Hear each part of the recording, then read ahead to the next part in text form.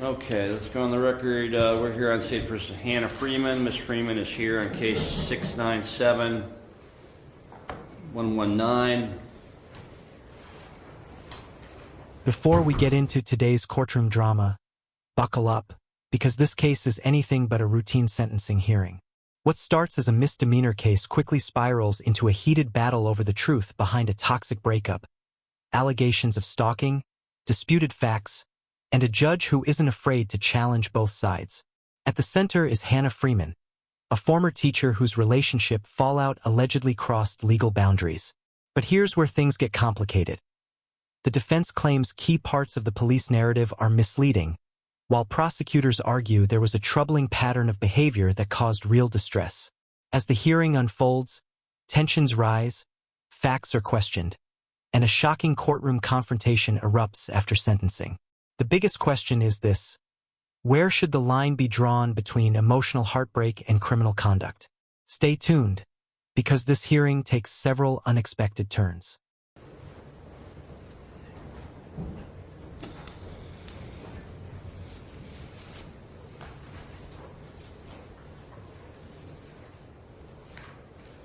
She's here with her lawyer, Michael Kinlan.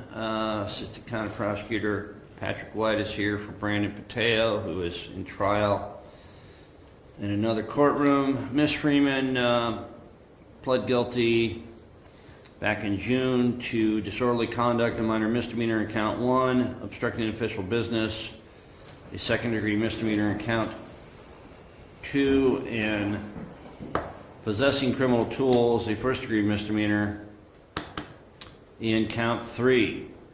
She was referred for a pre-sentence investigation, which the court has received and reviewed. PSI is extremely detailed. Counsel, have you read the PSI? Yes, I have.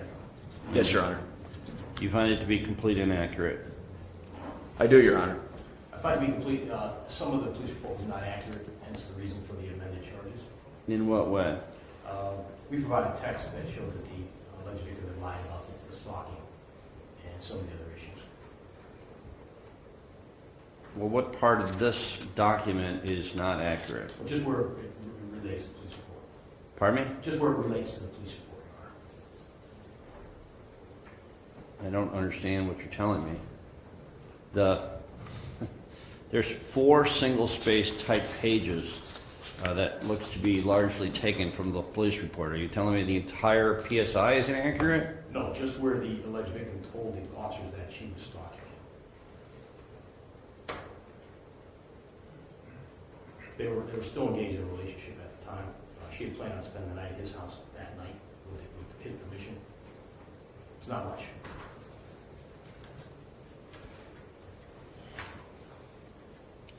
How about the flock camera part on the bottom of page 2, where flock camera plate readers showed your client's vehicle to be on Westlake City School properties 33 times on 19 different days over the past 30 days, up to and including November 7th at 4:07 p.m. That is accurate. Okay. But he had invited her there. She was there. He invited her to school? Yes. 30 times? Yes. Mr. White, do you know anything about this? Your Honor, like the state could say at this time is that the defendant on occasions over this period did in fact invite the the victim did invite the defendant, but the state will contend that the defendant was there and her continual presence across this time did cause the defendant continual anguish and mental stress.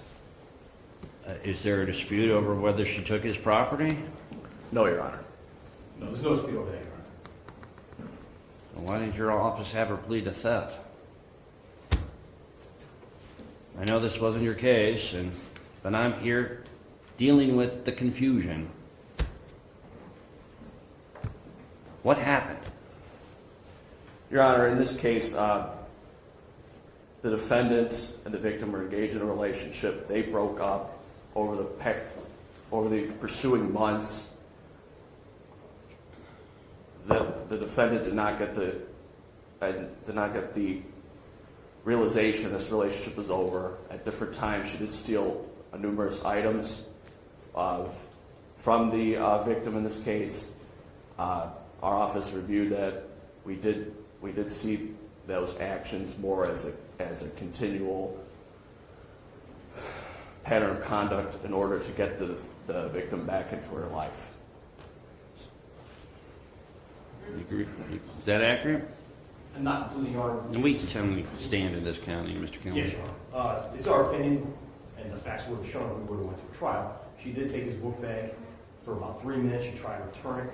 She only took it once she found it on the girl at his apartment. She was on her way to spend the night there that night. They agreed on it. She went over there, and then he texted her, told her not to come, and she realized he had nothing over there. She got mad, went in this car, took the book bag, only as a means to get him to talk to her, and then she tried to return the book bag 5 minutes later, and that's when he called the police. Okay, I'm led to believe by the pre-sentence investigation that this relationship between the alleged victim and Ms. Freeman ended in April of 2024. Is that correct? That is not correct, Your Honor. It ended on November 6th, 2024.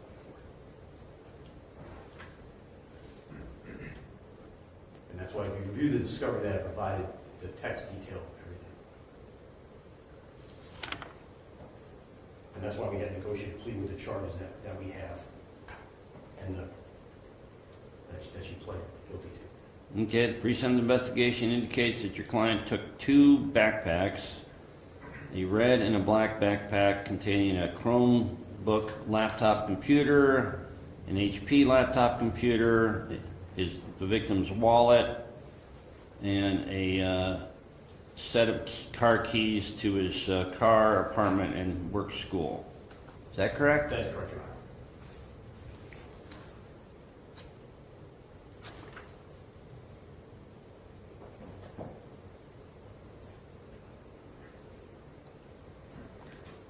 I haven't seen any of these text messages. You haven't filed a sentencing brief or memorandum? Well, they were in the discovery that I filed, the defendant's discovery.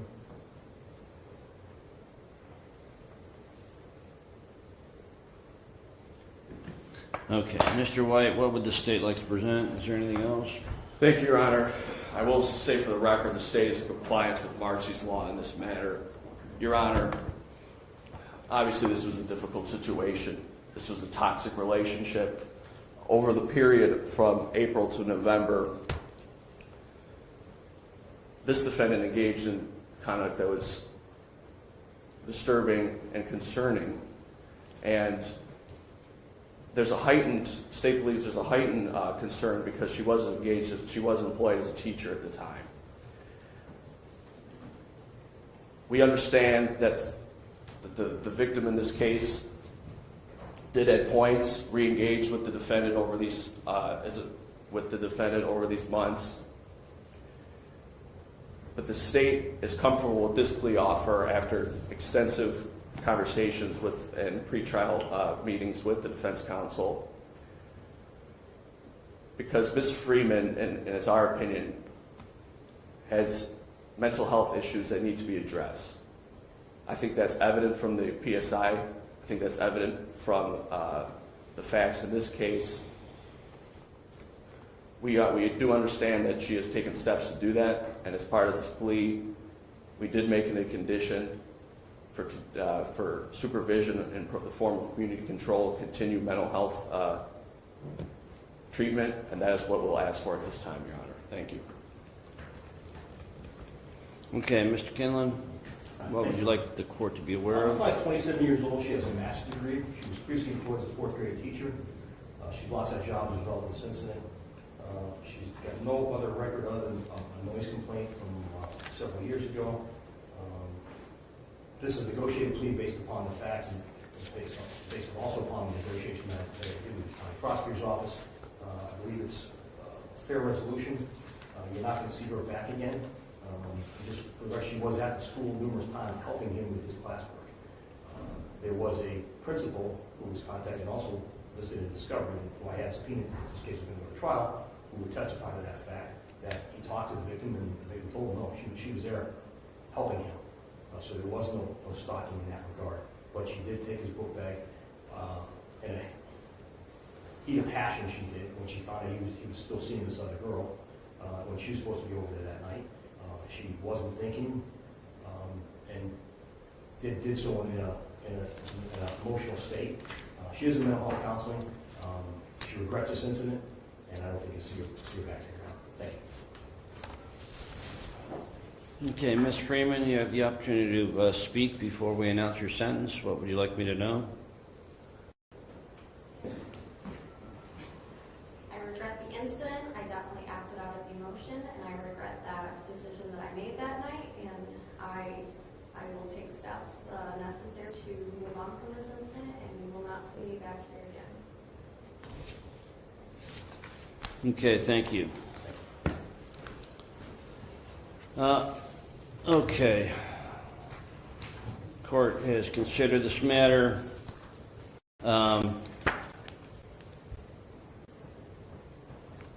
This is frankly a bizarro breakup between two professionals. The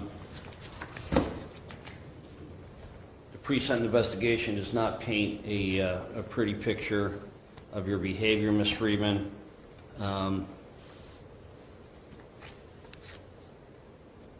You should have known that was over. It's my understanding that the victim had someone else in his life. I am going to place you on 18 months of community control.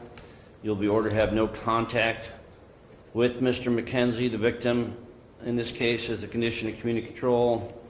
You are to wear a GPS device for the first 90 days. You'll be on house arrest with work release. You'll be ordered to undergo mental health counseling, particularly to establish healthy boundaries. And you will serve the first 7 days of this term of probation in our county jail. You are ordered remanded. We had an agreed sentence.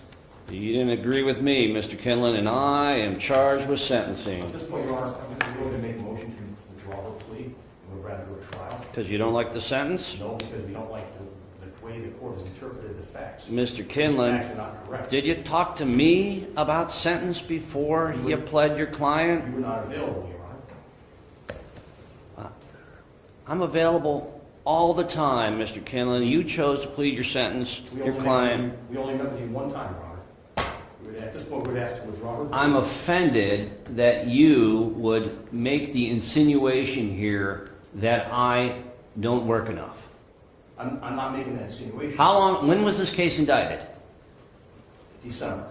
Yeah, half a year ago. Your Honor, Did you make any effort to talk to me in the last 6 months about how I would sentence your client? Yes, No. we did. You did? When? When I asked you to take her off GPS back in April. Okay, and I did. Yes. But that wasn't about sentencing, was it? I just asked you, did you make any effort to talk to me about what sentence I would impose after you negotiated a plea deal with the state of Ohio? No, we did have an agreed sentence with the state. We'd ask the court to go along with the agreed sentence as it's a condition of plea. Didn't ask me. Sorry. A plea is not knowingly voluntary. Your bad practice is not my problem. I don't think it's my bad Order practice, remanded. Your Honor. We're done.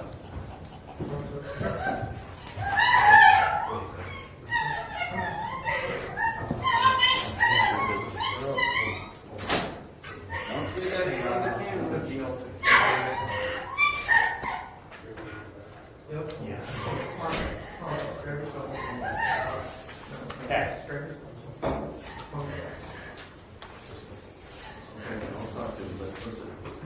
I'm listening. Hold on.